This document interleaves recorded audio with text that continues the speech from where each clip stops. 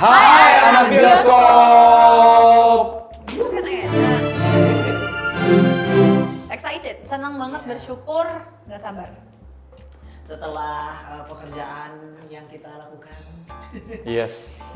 Can't wait. All the hard work. Ngomong. Apalagi kan selesai. kemarin mungkin anak bioskop juga udah tahu ya kalau Latazan harusnya tayang di bulan Mei gitu kan. Nah itu sebenarnya juga bikin kita nggak sabar ketika akhirnya mundur ke Agustus. Jadi ini pengen segera banget deh supaya anak bioskop bisa lihat cerita Latazan seperti apa.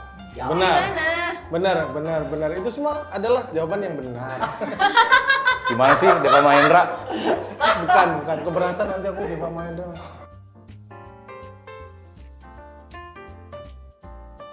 Ini menceritakan sebuah keluarga yang harmonis. Ada Pak Reza, ada Bu Alina dan anaknya yaitu Rere dan Malik. Terima kasih bantuannya ya. Iya, sama-sama. Aku beneran lupa. Dan itu tuh ya berjalan sesuai rencana aja, harmonis, tapi tiba-tiba ada satu makhluk yang sangat cantik. Kalau buat aku sih cantik ya, sempurna, nggak ada kekurangan. Dan di situ makhluk itu nggak ngapa-ngapain dan selesai film itu. Wow. Sangat misterius. Ada satu sosok yang membuat menimbulkan satu masalah di keluarga tersebut. Anak bioskop ini bukan film horor ya. Jadi jangan terbawa sama narasi dia barusan sosok-sosokan tuh. Maksudnya sosok ini kan kayak sosok itu kan bisa juga yang kayak apa misterius gitu. Oh iya betul. Ya.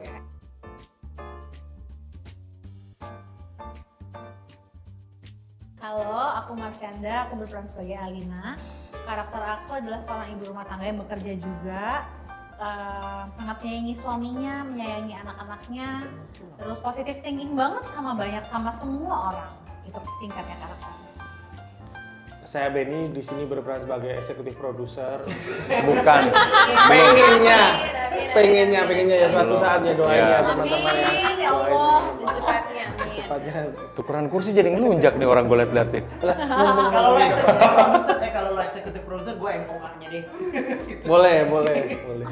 Aku berperan sebagai Mas Karyo, ini pengurus dari keluarga ini, rumah yang ditinggali oleh Pak Reza dan Bu Alina yang sangat setia.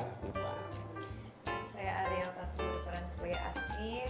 Asih ini adalah sosok makhluk goib yang baru saja dijelaskan oleh Kang Karyo. Begitu. Aku Elman berperan sebagai Anggi. Anggi ini adalah manajer, asisten, dan sahabatnya Bu Alina. Hai, aku Rael Mikaela. Aku berperan sebagai Rere. Lucu banget, woi. Aneh banget orang ini sumpah nggak. Looknya padahal udah ganteng, tapi kelakuannya ya Allah. Saya Deva Mahendra berperan sebagai Reza Elvando Wirawan, suami dari Alina. Oh itu punya nama panjang? Punya. Reza Elvando Wirawan.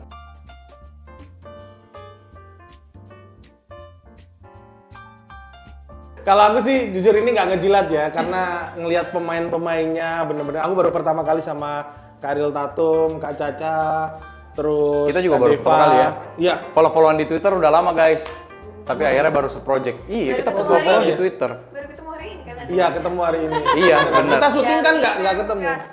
Syuting nggak ketemu. Syuting nggak ketemu, kita bener-bener Ini ada. dialog sama tembok gitu ya. Iya.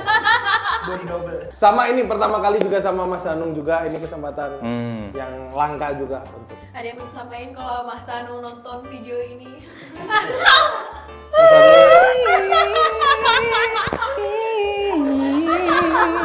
Terima kasih kesempatannya bisa dilolosin casting. Alasan ngambil udah pasti karena skenario gitu kan. Saya sebagai pemain, kitab suci saya saat syuting udah pasti skenario, ya kan. Nah itu harus saya yakini dulu ketika baca, terus lihat premisnya, karakternya, jadi tertarik gitu.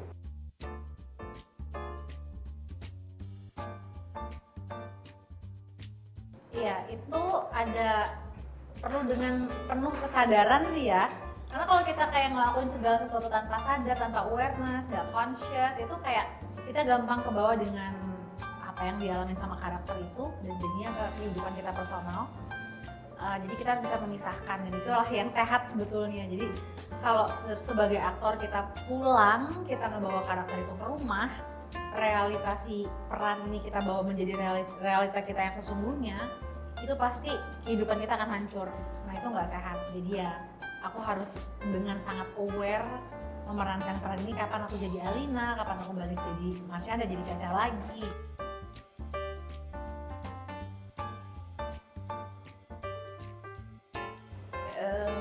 Iya memang itu jadi salah satu alasan kuat kenapa pada akhirnya aku mau bergabung dalam film ini ya, karena aku baru kali pertama juga ngambil karakter yang bisa dibilang ya karakter antagonis di sebuah film gitu.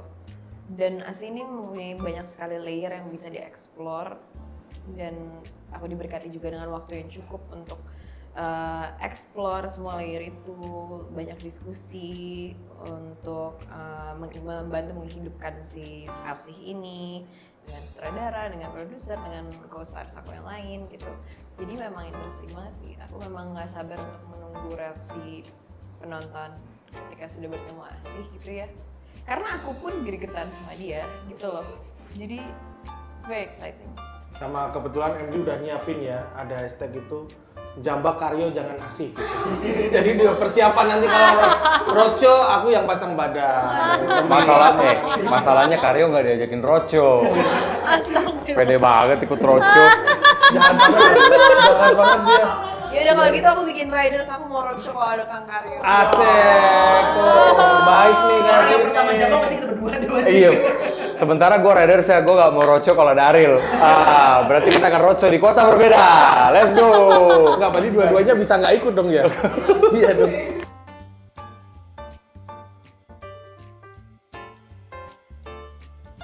Tidak ada pelajaran untuk saya. Menurut saya Reza harus belajar dari Deva ya. Wow. Enggak sih, sombong banget. Jangan langsung insecure gitu. Ya udah bagus padahal ya. Nah, maksudnya apa ya? Ya tentu di film ini banyak kesan dan pesan yang bisa diambil lebih spesifik lagi terhadap karakter Reza, apa yang saya dapat banyak tentunya tentang percaya sih, bahwa percaya itu kan tidak melulu tentang percaya kepada orang lain, tapi percaya terhadap diri sendiri. Kadang-kadang kita manusia, kita terlalu nyaman pada situasi tertentu sehingga percaya kita terhadap diri kita itu lebih besar terhadap percaya kita apa yang mengendalikan hidup ini. Jadi kita kehilangan fokus, kehilangan kendali, sehingga hal-hal yang tidak diinginkan akhirnya terjadi gitu. Nah, itu penting untuk diterapkan juga di kehidupan nyata, bahwa sehebat-hebatnya lu, sepowerful-nya lu, akan ada hal-hal yang memang di luar kendali itu terjadi.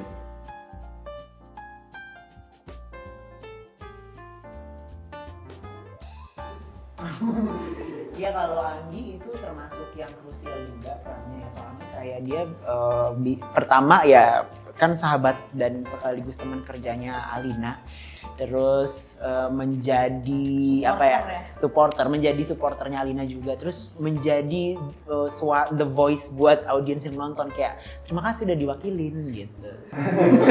Kalau kalian tanya di take out apa-apa ya? Enggak dong. Enggak ada nanti ada penting karena Karyo dan Bakar ini kan duet di rumah itu yang bener-bener kayak ternyata yang menjagain itu mereka, menjagain keluarga ini secara tak langsung itu mereka di tengah kesibukan Pak Riza sama Bu Alina gitu. Jadi kenapa bisa disebut menjagain? Nah itu nonton lah bisa.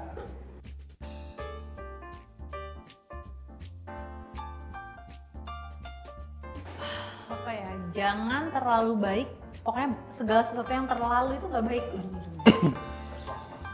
Harus ada batasannya.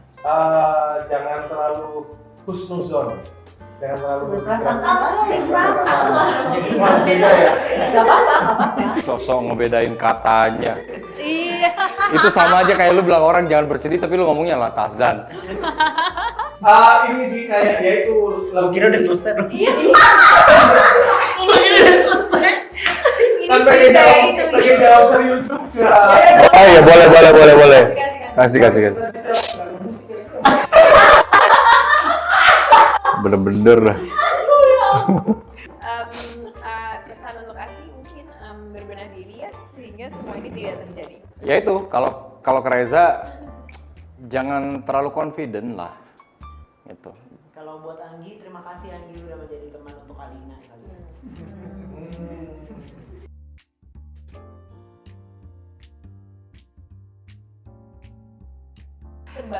Sebab Akibat. Dan akibat.